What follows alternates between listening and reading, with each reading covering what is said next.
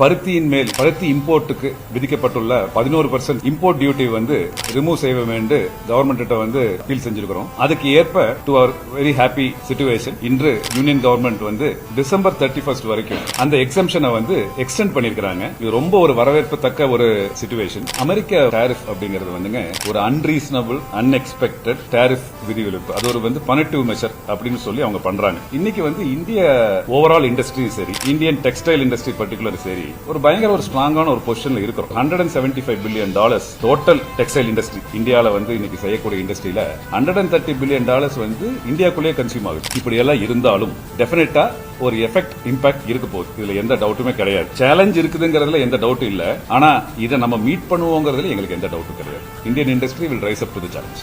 இந்த டாரிஃப் இப்படியே இருந்தால் இம்பாக்ட் 100% இருக்கும். ஆனா இன் டைம் எல்லாத்துக்கும் ஒரு சொல்யூஷன் வரும். ஆனாங்க நம்மள பயமுறுத்தணும் எவனோ ஒருத்தர் பண்ணிட்டு இருக்கான். அதுக்காக சரண்டர் ஆயிடுவீங்களா?